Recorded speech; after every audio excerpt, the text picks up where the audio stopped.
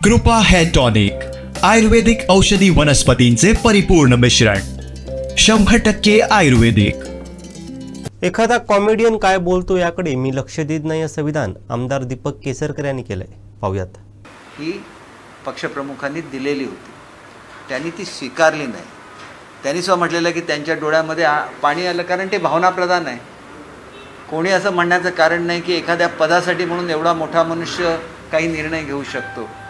त्यांनी सांगितलं की तुम्हीच मुख्यमंत्री राहा, परंतु ज्या विचारधारेसाठी महाराष्ट्राच्या जनतेने आपल्याला निवडून दिलेलं आहे त्या जनतेच्या मताचा आदर करा।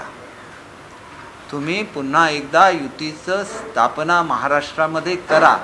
आणि ह्याला ज्याला नाकार झाली त्यावेळेलाच पुढचं पाऊल उचललं गेलं आणि त्याच्यामुळे कुठलाही पक्ष हा त्याच्या विचारधारेवर चालत असतो आणि ती विचारधारा जपणं हे त्याच्या प्रत्येक सदस्याचं काम असतं।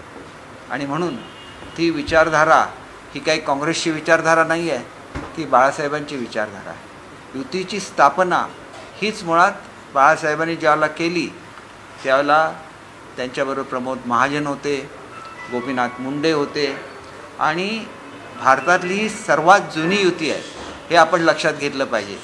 आणि महाराष्ट्राचं तत्कालीन सरकार हे जनतेने निवडून आणलेलं आहे। शेवटी लोकशाही हा आपल्या देशाचा आत्मा आहे आणि लोकशाही ही विविध पक्षांच्या माध्यमातून कार्यरत असते आणि त्या पक्षांना स्वतःची विचारधारा आहे आणि प्रत्येकाने आपल्या विचारधारेशी आपलं इमान राखलं पाहिजे, ही वस्तुस्थिती आहे। त्याच्यामुळे एखादा कॉमेडियन काय बोलतो याला मी महत्त्व देत नाही।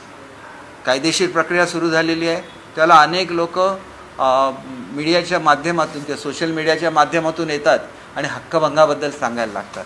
हक्कभंग हे एवढं मोठं एक अवजार लोकशाहीने दिलेलं आहे की ज्या ठिकाणी ज्युडिशियरी आणि कायदे मंडळामध्ये म्हणजे वाद झाला भारतामध्ये त्यावेळेला राष्ट्रपतींना त्याच्यामध्ये इंटरव्हीन करायला लागलं आणि उच्च अशा न्यायालयीन तज्ज्ञांची म्हणजे ज्याच्यामध्ये सुप्रीम कोर्टाचे जज होते, रिटायर्ड जज होते, त्यांची कमिटी नेमली गेली आणि त्याच्यानंतर हक्कभंगाच्या संदर्भात विचार करत असताना कायदेमंडळ जे आहे आणि आपली न्यायव्यवस्था आहे याच्यामध्ये कशा रीतीचं कोऑर्डिनेशन असावं याच्यावर एक स्वतंत्र पुस्तक आहे।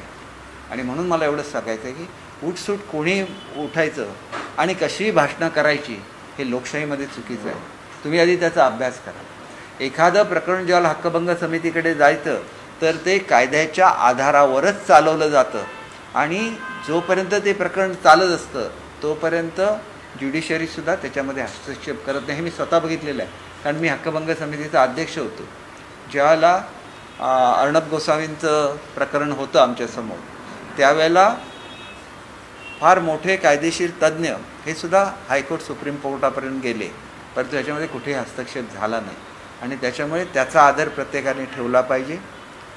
काही जे काही नॉर्म्स ठरायचे असतील याच्यामधून मोठं प्रबोधन होईल आणि त्याच्यामधून ठरेल की काय आपण फ्रीडम ऑफ स्पीच आहे ते कुठेपर्यंत वापरावं याच्यावरसुद्धा फार मोठं प्रबोधन होईल आणि त्याच्यातून काहीतरी चांगलं निघेल अशी आपण अपेक्षा करूया। कोणाला तरी भडकवण्यासाठी, लोकांच्या भावना प्रक्षुब्ध करण्यासाठी वापरायचं ते माध्यम नाही आहे। त्या माध्यमाचा वापर हा अत्यंत जबाबदारीने झाला पाहिजे।